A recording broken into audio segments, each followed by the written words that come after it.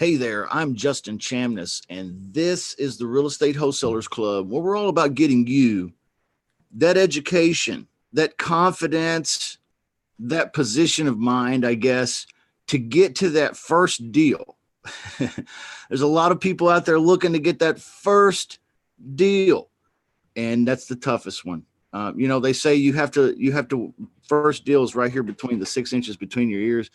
Well, we're all about helping folks with that. We want to help you with that. We want to give you some tools and give you some training.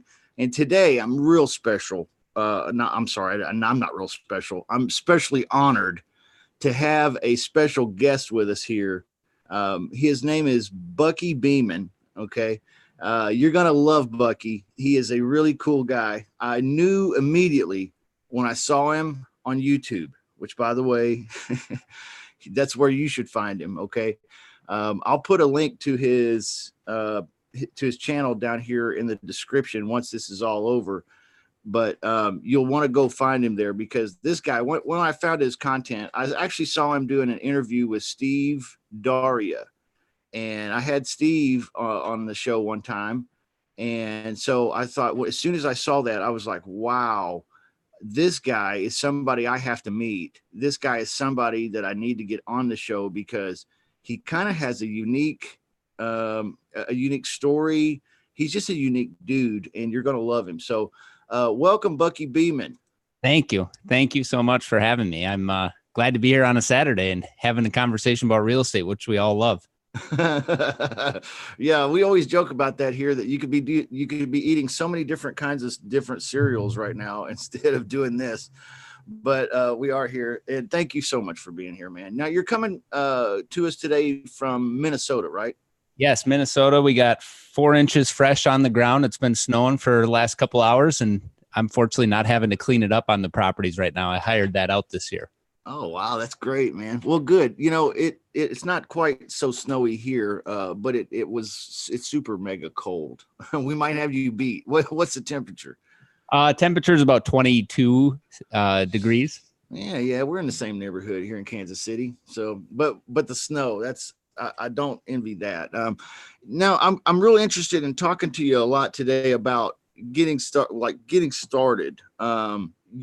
When I heard the interview with Steve Daria, you were talking about getting your first property deal for your portfolio being like owner finance, if I remember correctly. Right. Correct. And then this strategy is something that you were kind of praising a little bit in that video.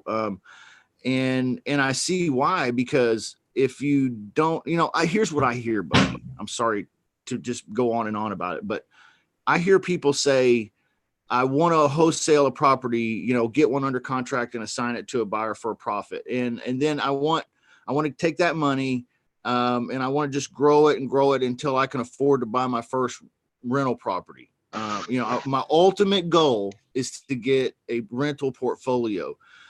Well, it's like the ultimate goal. Like, I feel like you can start there, you can kind of start getting a portfolio right off the bat. And when I heard your interview with Steve Daria, I thought, man, nobody understands this better than Bucky Beeman, and what a cool dude. So I'd like you to just kind of share with us a little bit about yourself and a little bit about how you got started in, I know you're a real estate agent as well.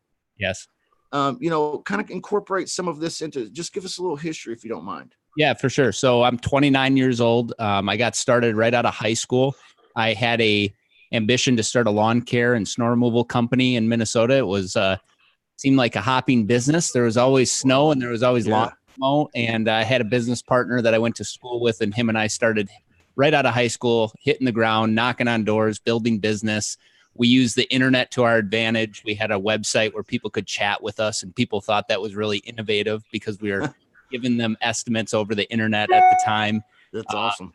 And that led me to meeting people in real estate, just because I was doing that type of services on their property. And there was one guy specifically that just recognized my business partner and I at the time had a lot of ambition, and we liked working, and he saw we were salespeople and also people that were out doing the work as well. And he's like, you need to get your real estate license. So that led myself and my business partner at the time, I was 18, he was 20. And we went and got our license, and it wasn't like when we got our license to sell real estate, we were just going to all of a sudden change our career path. We just wanted it as a tool. And that led us to eventually selling the lawn care and snow removal company and focusing full time on real estate. Wow. I decided to go focus on commercial real estate.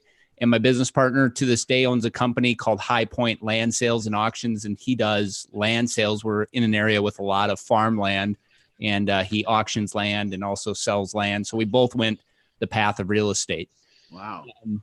If I go to the very beginning, you cut me off anywhere with any questions, but if I go to the very beginning, the first property that I personally acquired was a contract for deed. And I found the lady through my lawn care and snow removal company. She had a for lease by owner sign on a commercial building, called her. We ended up buying at the time her commercial building on a contract for deed. She told us she had 2 houses as well. I bought 1 house. My business partner bought 1 house. And the money down we had into these things, the commercial building was about $8,000 to $10,000. And the houses were about $5,000 to $8,000 if I'm thinking back. And that was 2009. And she was in a point in her life where she just really didn't want to deal with the management anymore. She also saw that we were ambitious and willing to work lots of hours. And so she really gave us a chance of, and also I think she felt like, if I get the property back, what's the worst that could happen? I think these young men are going to take care of it, and they're not going to drive it into a worse condition than it is. Yeah. No, so let me ask you a question. Just and forgive me if this seems weird, but how old were you when you did this in 2009? 19. 19 years old, guys. And so what's y'all's excuse? You know what I mean? Like, I feel like everybody's waiting on something to happen. And what you really are waiting on to happen is you, right? I mean, you just went out and did it. It sounds like a couple go-getters got an idea, found a better way, and started going that direction. And boom, here you are today. I'm sorry to cut you off, but no, that's great. Please ask questions and make comments. I appreciate it. I did want to know too. You said land contract or contract for deed. Yeah, I call it contract for deed. I know people often will say seller financed. I don't know if it changes per state, but I know it as a contract for deed. The seller plays the bank. Yeah. So, does the deed transfer right away, or is that something that happens up the road? So we had an actual closing. It gets filed at the county. You're not getting a warranty deed. You're getting a contract for deed. And so you have built into your terms a certain point where you're going to have a balloon payment. Let's say on average, it's 3 to 5 years where you'll have to go get bank financing or enough money to pay them off. But it at the county, I'm the owner, and the new owner no longer, or the past owner is no longer affiliated with the property. I see. Okay. So, and say it again, how you found this particular property to get started? Yeah. So she had a for lease by owner sign on a commercial building. My business partner and I were at a point where we needed our own shop. So we called her there, and that led us to talking to her, meeting her. And she was just, like, wow, you guys are up to something, right? We had looking trucks, and we were ambitious as all get out, and we're asking the right questions. And she's like, I got some houses. Would you be interested in those? And, my business partner and I, like, for sure. So that's how we found that first deal. That's incredible. Now, how many, I just want to point out that a little bit, maybe you could credit timing on that, but also, you were just being you were being open. You were talking to people. You looked like you played the part, like you were a trustworthy, aggressive, go-getter kind of guy. And that's kind of like maybe what kicked the door open for you, would you say?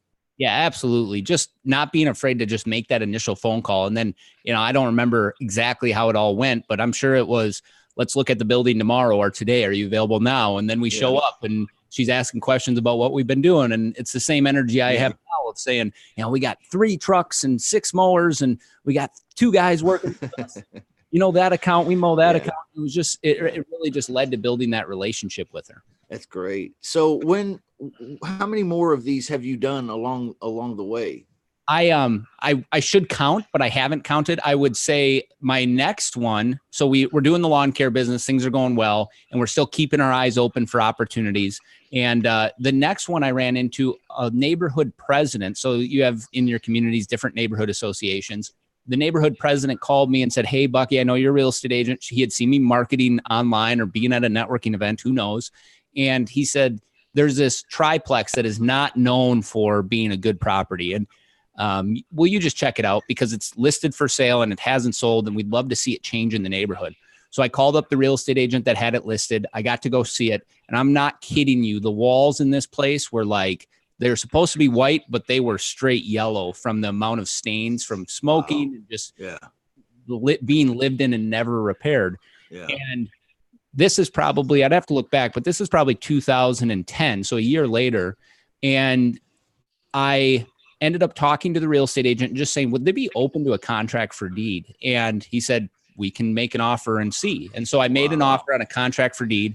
The beautiful thing about this one was I got my real estate commission, even though I was representing myself. So I got my 3% on $190,000. And then my down payment was about $8,000 to $10,000. I was able to contribute my commission to that. And the situation of this property was a lady had owned it. She had got it from her husband that had passed away a few years past. She wasn't into owning real estate. You know, she just happened to have it because of her husband. And she definitely wasn't into managing real estate. So that really led a lot of people when they walk through this property to not be up for the challenge of converting it to a nice rental. And I was young and stupid, and at the time didn't know any better. And so, it turned out to be a very good investment. And I still own it to this day. Part of my contract in that example, I did ask that everybody be moved out prior to closing. So that was her problem to deal with. Now, one person did stay behind, and I had to work through that. And eventually I got him out. And I renovated it. I painted, I did new flooring. I did new kitchen Formica countertops. I did that with cash I had been saving from my lawn care and snow removal company. I did this all by myself as far as investment, no partners.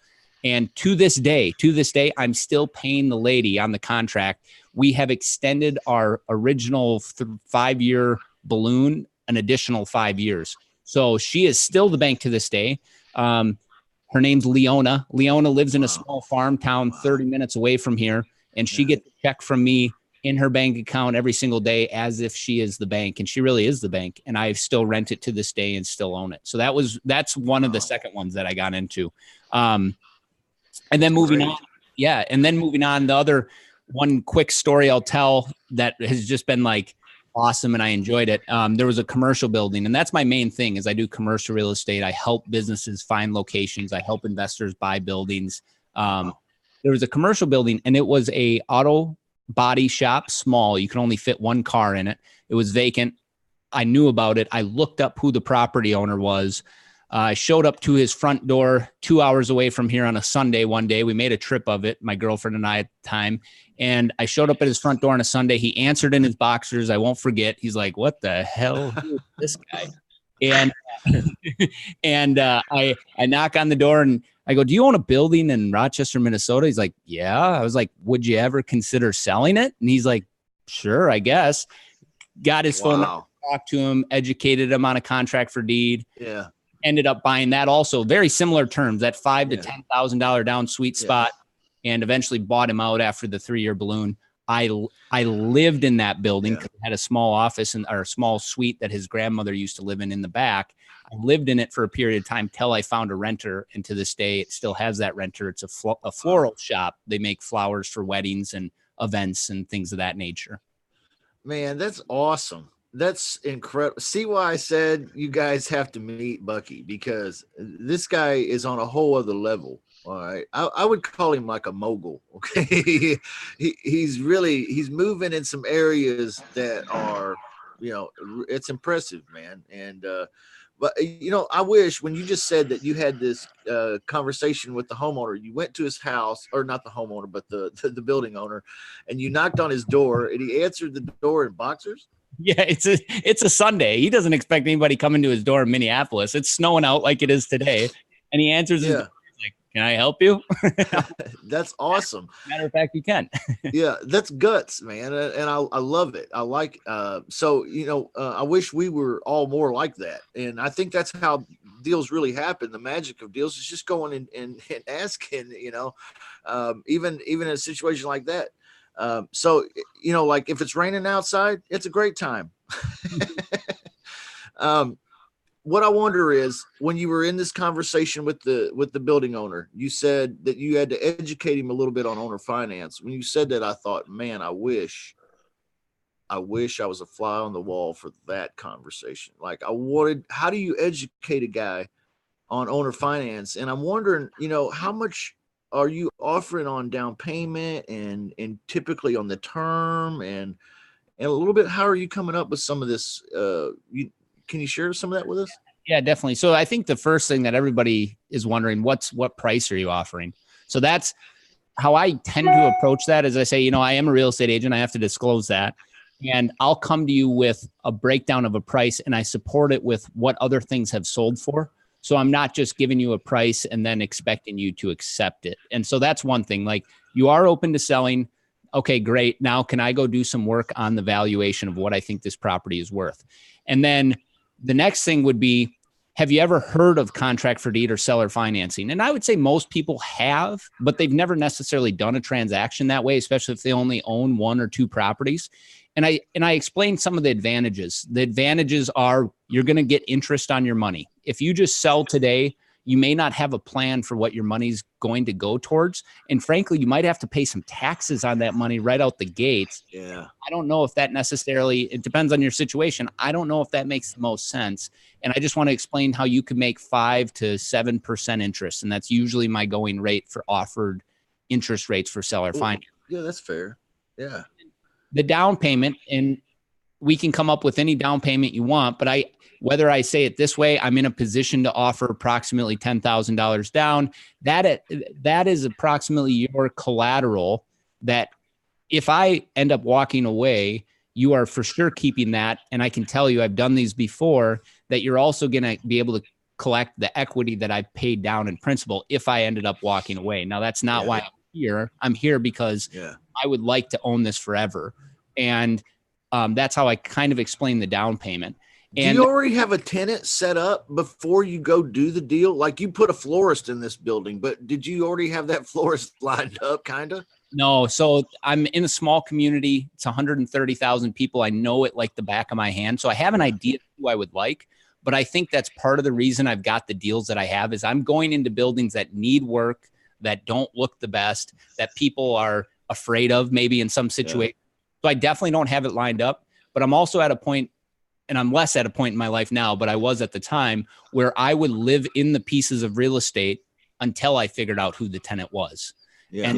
And so that was something that I did consistently. Now, if I do a contract for deed, I can withstand fixing it up and not having to live there.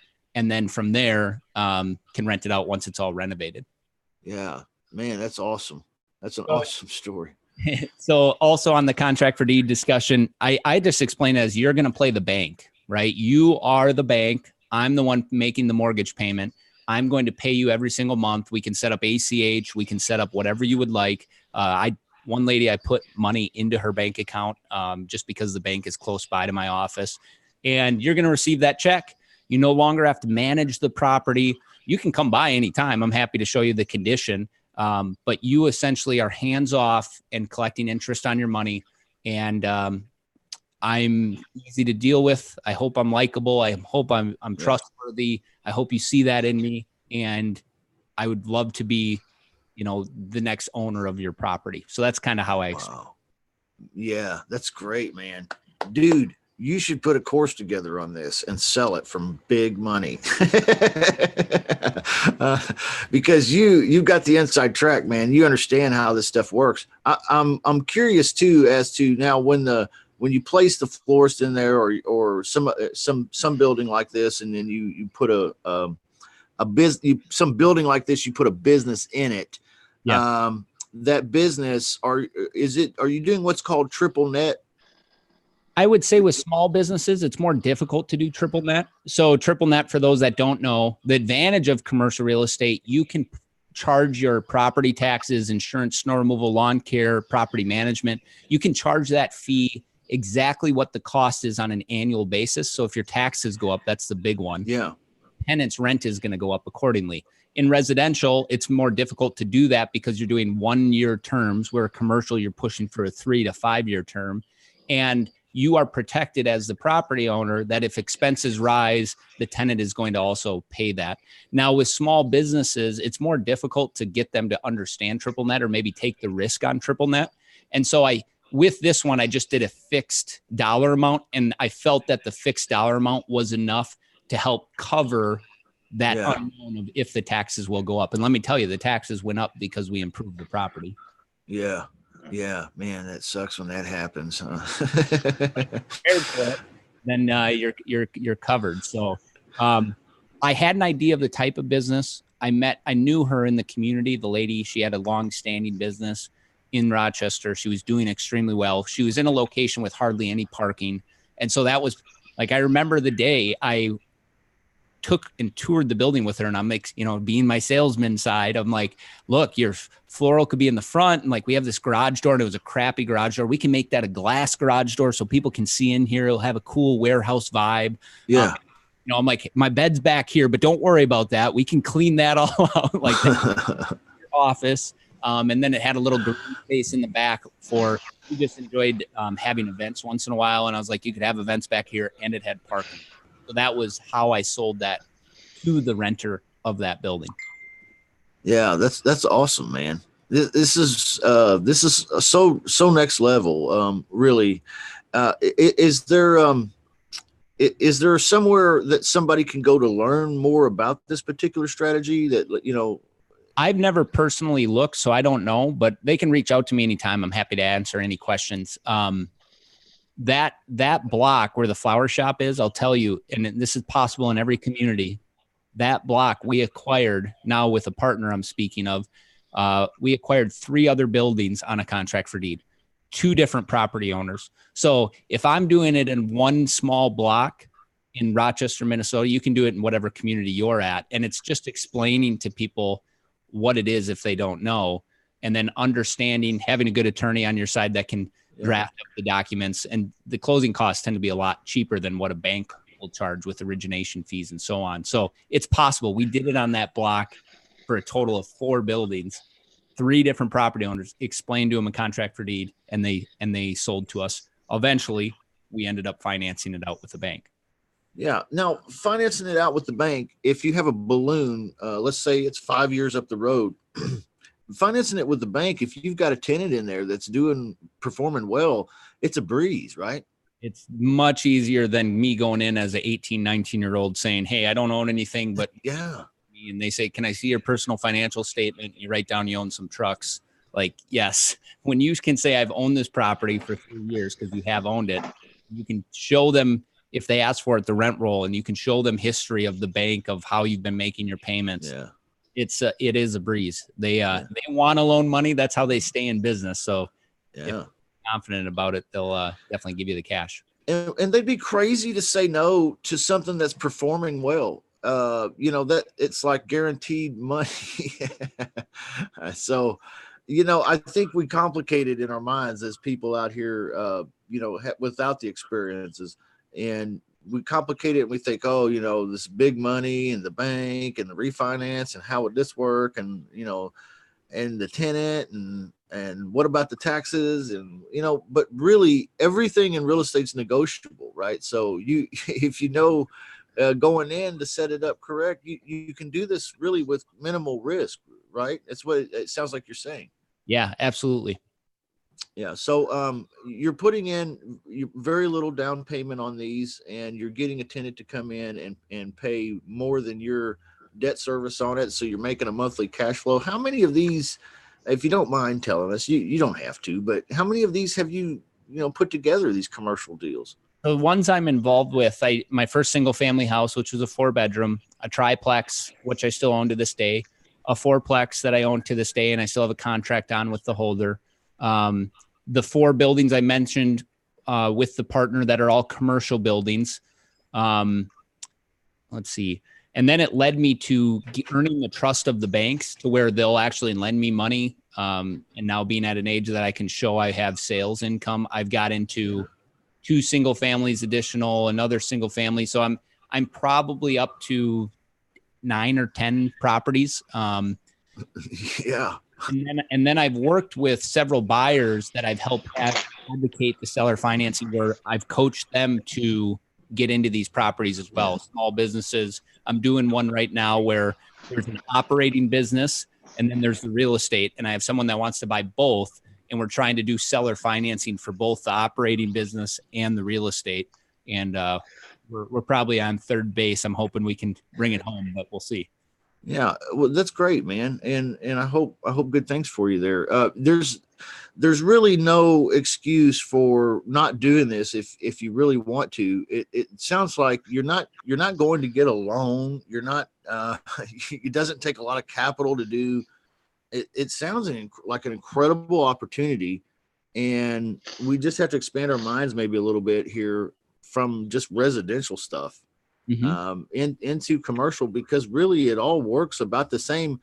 And I bet if I were talking to you and I said that, you would probably shoot it back to me that it might even be in some ways easier. What do you think? I love commercial. One, because you're dealing with small businesses in the community, and small businesses make a big impact. And those are the people that I just jive with. So that's one thing I love about commercial. I love that you can have a triple net lease. We do now have some assets that have these triple net leases, so you're not worried about what happens when all these expenses go up. I love that it is easier. I mean, to this day, I collect from some renters, and you'd wish the check just came every single month like it should. I collect payments from them every week, and that's probably my own fault for doing that. But it's just who I'm working with in these smaller houses and units. It's like, they haven't figured out how to properly budget their rent, or if they have, they're not giving it to their landlord in a fast enough time. And it's like, that's just kind of how I do. In commercial, I don't tend to have that issue. And I mean, back to the community, I just think commercial can really make an impact in the entire community, that people can enjoy that space, that business. And residential real estate's fine, and renting out apartments are fine, but it doesn't have the same, you don't leave the same fingerprint on a community that you can with residential that you will with commercial. So I just love commercial for that reason. There's people in my office. We have a team of 6 sales agents, and they love apartments. And go have at it. I mean, they sell apartments like it's going out of style. I just don't get into it as much as commercial. Yeah.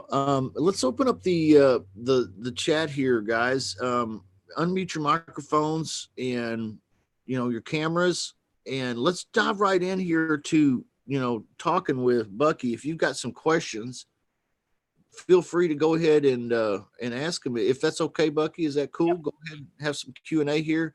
There's 16 people here in the Zoom room. There's probably another, I'm going to guess, close to 100 watching somewhere out there in the ether. So, if you're out there, put it in the chat now. If I can see it, I'll ask it. But if you're in the Zoom room, unmute your microphone and your camera, and we can interact a little bit with Bucky. Bucky's an incredible dude. You can tell. I like guys like Bucky because, he's teaching me some things here, and he maybe doesn't even realize it, but I'm learning. He's dropping some real gold nuggets this morning, y'all. Just very much so knowledge bombs. Okay. And I like it because it's making me dream a little. And looks because like question from Rocky, I see that he just unmuted himself there. Yeah, Rocky. Hey, we're in the hotel business a lot. That my family, we're hotels, so we have a lot of hotels, and we were buying them owner financing, complete owner financing with balloon payments. My dad used to do these. He bought like several of these hotels, and what do you think about like doing it with hotels, like lease option type things, where I'm taking it over like owner financing with no banks involved, but also maybe just leasing the business itself out to another operator? Yeah, definitely. I've seen it done in all different types of commercial transactions. So yes, it's very possible to do it in hotels as well. And I would say the owners of hotels tend to be a little more in tune with businesses and can wrap their head around seller financing much quicker than maybe someone that owns one triplex. So I think it's very possible. I think the thing that you have to recognize is if there is a buyer's market, meaning there's a ton of buyers looking at hotels, a lot of owners are not going to necessarily be as interested in waiting on their cash, especially if they're trying to do more things. And so that can sometimes rule out the seller financing. Now, if you have a difficult property, one that's been on the market for a long time, or if you have somebody that's just in the business of really in the business and managing it, and they're sick of the management, but they don't quite want to sell, but they're really done with just operating the business, I would say seller financing is a great tool to bring up. Now, on the lease to own, I'm just a big believer in owning leads to you achieving your dreams. I've seen leasing work, but I would say if you are looking at the leasing route, you better have an option to purchase, and you better have an option to purchase at a set price, because here you are going to go in and turn around this hotel motel.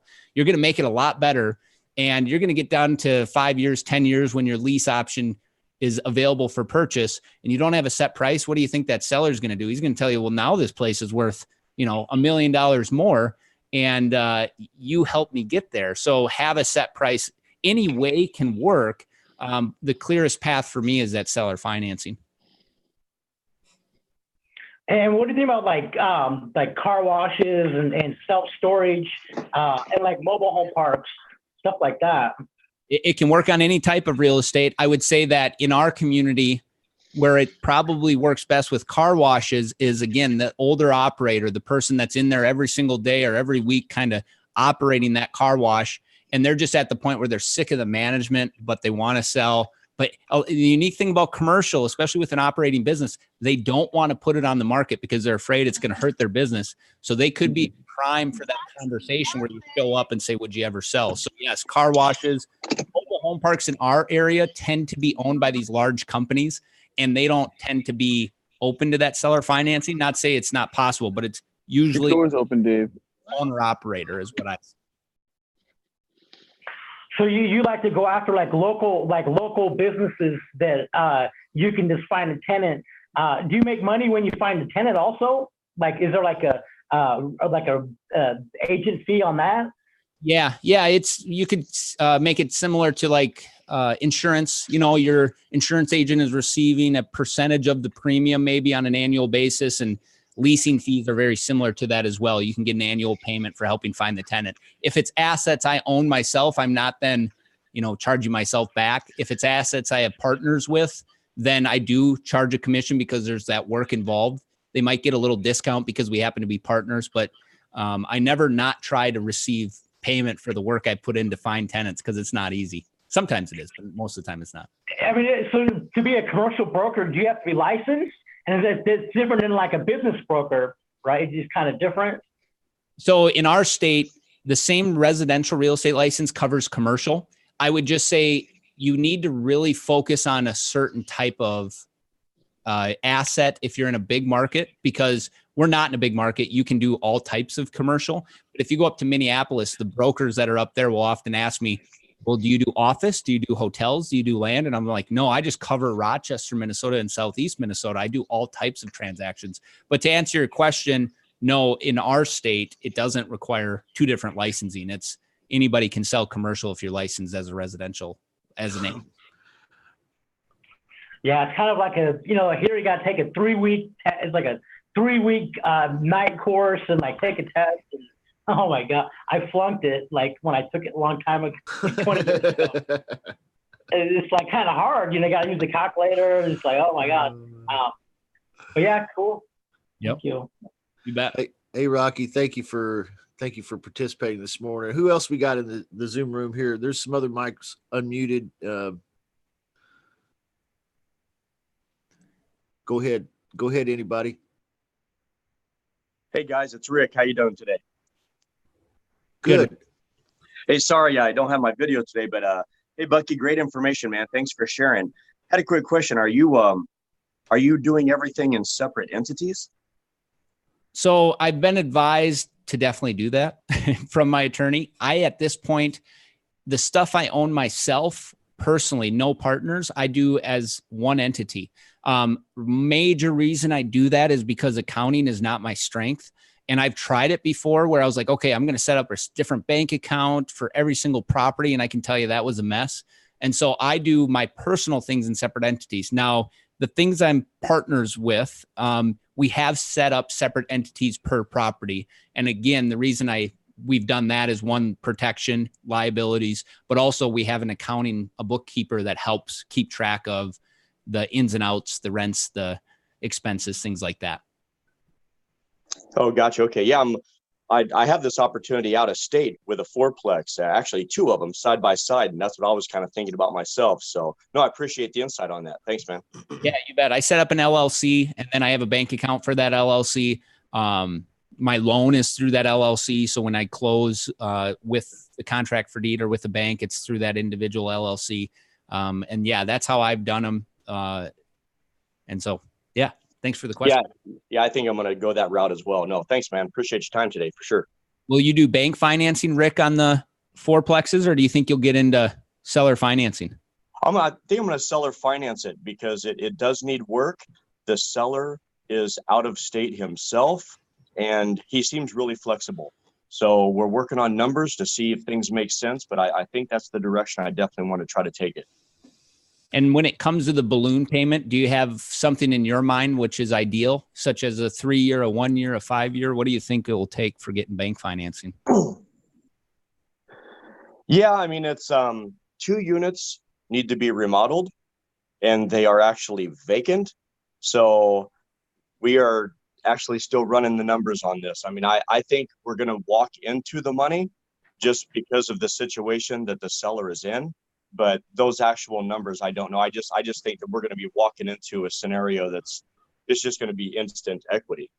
Right. I just don't have those numbers completely finished yet. This is all still in the works for sure.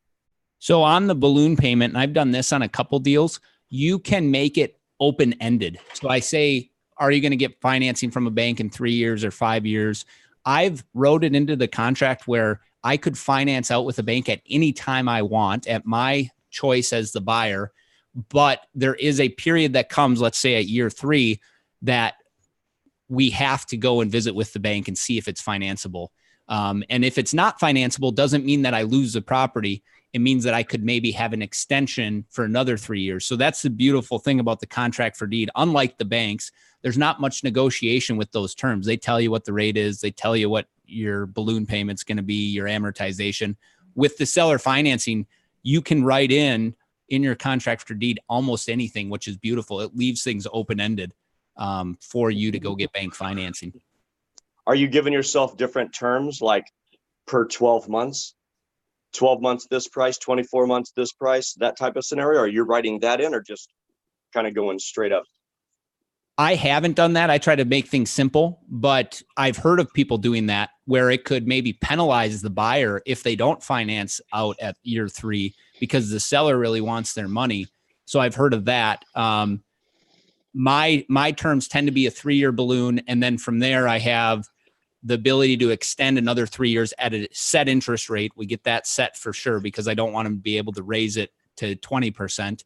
And then if I get to the end of the 3 years and I'm thinking, the banks aren't offering me great interest rates, or it's just this contract's going well, and why change things up? Why go pay a bank something to draft up a loan?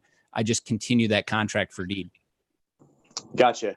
Yeah, I was thinking about running the numbers and actually giving ourselves a discount if we were to execute the contract earlier and kind of running it out that way, like doing a 3-year, but at 12 months, how about this? At 24 months, how about this? That type of thing, trying to work ourselves into a better deal if we're able to perform earlier. So, but again, it's still in the works, man. I can't go too deep on it because I just don't have the numbers. Yeah, heck yeah. One thing, two ideas. One would be, it never fails to amaze me when you ask the seller and you say, what works best for you? Right. And they come up with even better terms than you were going to present. So it's always fun to ask that question. And then the other question is, in a perfect world, how would this all unfold for you as far as when and really just push them to share with you what they're thinking in their mind before you show your cards.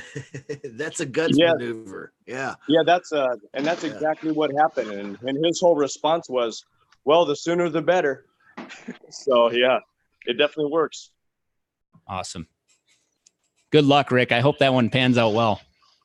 So, man, thank you so much, man. I appreciate it. Rick, that was awesome.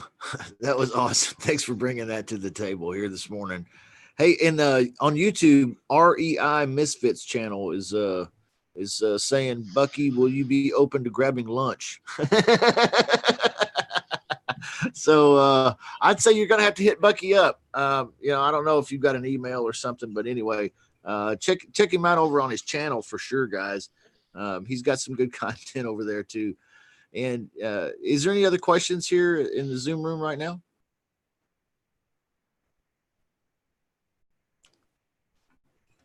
All right. Yeah, I had actually like 3 questions. The contract for deed. So when you're approaching like a seller, you're offering a 3-year contract for deed, like so you're gonna get like a bank loan after 3 years, or how's that work? Yeah, so I approach it with, and we'll just use these terms to help set the stage. So it's a 20-year amortization on 100,000. I'm going to put 10 grand down, so it's a $90,000 loan. I'll pay it off according to the amortization in 20 years.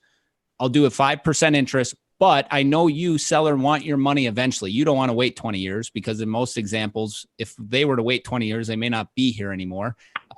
And so at year 3, I promise I will go to the bank and finance it with a bank so you no longer have to wait for your money.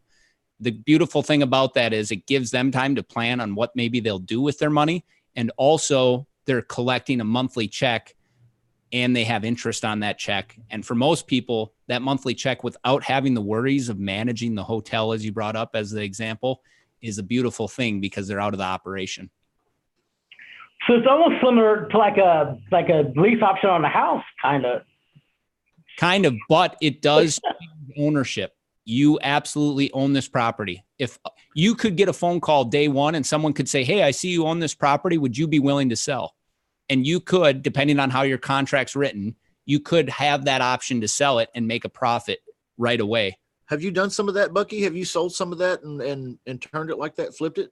I have not. I'm young and like to hold, and I am using my equity as a way to go and get larger loans to go and take more risk. So that's kind of where I'm at, is I have buying power to go find more deals if I want to. But at the same time, you're like, one of these days. I can tell you, I've strategically looked in areas for some of these properties where development is occurring. We've seen a ton of development in our community.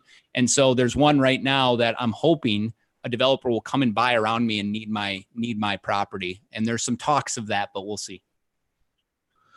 Is there a software they use to analyze properties?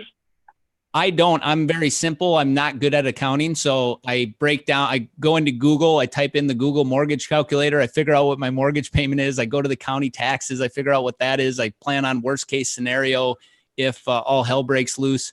And then I say, can I find somebody to cover that monthly payment? I'm not very scientific or calculated. It's black and white to me.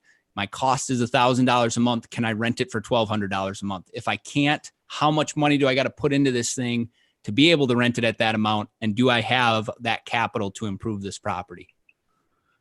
Yeah, there's a software called Reonomy. It pulls up business information and shows you the details, and you can get the number for the, all the contact deal, for the buyer, for the sellers, and gives you all the numbers and stuff. So it's kind of cool. It's kind of like Property Stream, but for businesses. That's cool. Yeah, I love county GIS, where you can look up property taxes. Some counties will show what it last sold for, and it's usually free in every single county for as much as I need it for. So I am a power user of the Olmsted County GIS. And if you look in your county, they have that property information out there, I imagine. So whenever you find somebody to rent your properties from you, is there a nice spread between what you're renting for and what you're paying off, for your loan? I would say generally there hasn't been, but where I've got that spread where it's really started working for me is when I've made enough improvements that then in turn I can charge more. But if I went in and made minimal improvements, then there tends to not be a lot of spread. I'm building equity. Someone else is paying my mortgage and my expenses. But where I have capitalized on that spread is when I've went in and improved. For example, I bought on a contract for deed, I bought a old Culligan water softener building. Culligan water softener sells salt and everything for your home. And it was in an area that I thought would change to retail, where it would no longer be warehouse space. And now I have a micro cinema in that building. A micro cinema is a 60-seat movie theater. A young man was looking to chase his dreams and open up this business, and I helped him do so. But it required a lot of money to make it in from a warehouse to a movie theater. So one, I had to figure out how to raise that money to turn it into a movie theater. And two, I had to make sure it was worth my risk and worth my while. So his rent, I do have a decent spread on that. Now, if I would have continually rented it as is, it was a warehouse in the back and a small office in the front, my spread would have been very minimal, but I wouldn't have had that risk of, raising $100,000 to turn it into a movie theater. So that's kind of where I played my game of risk and reward. Wow, that's great. Man, lots of super good information here. Bobby Jam on YouTube, Bobby Jam says, "Hey, gentlemen, Bucky, you are an awesome young man. This is coming from an older guy. I love lease options. I'm looking to enter the apartment space in New York and New Jersey. What is the best strategy in entering that space?" Man, these guys are asking for the world. Let's see. So right now, today, what would I do? So I like looking for distressed properties, and how I do that is not through some internet site, through watching foreclosures. I do that with boots on the ground, knowing the community. And so it's probably snowing or is going to be snowing somewhere in New Jersey or New York soon. And one little tip, one little nugget would be, could you walk around and find the properties that aren't getting good snow removal? Maybe the snow's slipping up to the door and no one's living in them, so it's for sure not getting the good snow removal. Then go to your county GIS, or if you use an app called like Land Glide, you can find property owners' names. Usually it's owned in an LLC.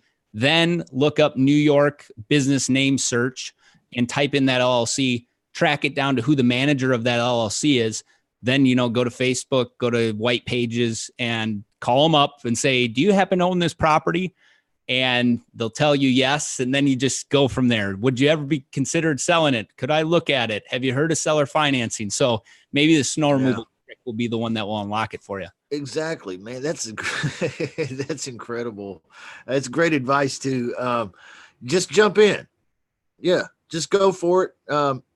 Here's what I pictured in my mind. I was watching you while you were explaining how you've done some of these transactions. And I was thinking, I bet if you were to follow Bucky around, like secretly, the spy on him, you would catch him from time to time just going downtown Rochester, Minnesota, and just kind of looking around and just taking it in and thinking and dreaming about what your town could be. I bet you love Rochester.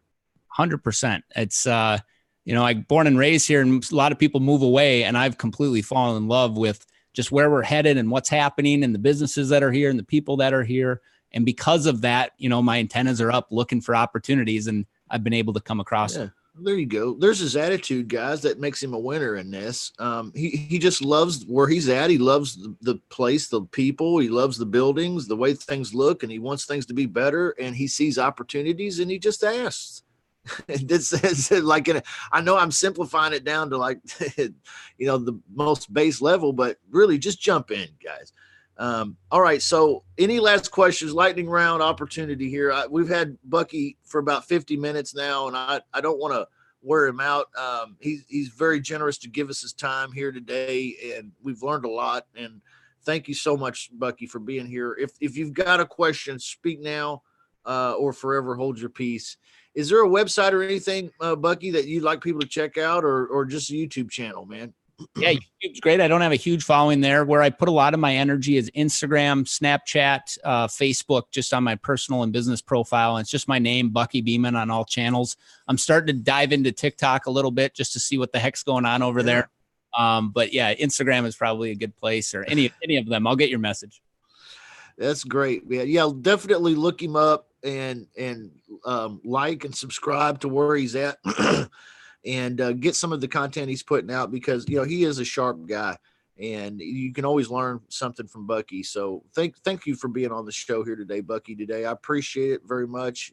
Thank you for your time. You didn't have to do this, but you volunteered, man. It's an honor to be here. And honestly, any questions that, it helps me recognize that I'm up to something, I'm doing good things. And honestly, anybody can do it. And I just want to help. Like, it helps me because I can connect the dots faster. And two, hopefully it can help you and everybody else. Yeah, absolutely. We've got some chat coming in here, people saying thank you and much appreciated. You're the best. Thank you, Bucky. You're the man. Hey, man, we love you, Bucky. We want you to come back sometime. Would that be all right? Yeah, let's do it. All right, great. Well, everybody, God bless you. Love you. Have a great rest of your weekend. And remember to like and subscribe here at the Real Estate Wholesalers Club. And get some free training and stuff over at our website and realestatewholesalersclub.com. And we got some free agreements, free training, and things to get you going. That's what we're all about here, is to help people just break that fear barrier and just get into talking to somebody, make some conversations happen, and make some deals happen, change your life. All right. Love you guys. Have a good weekend. Bye-bye.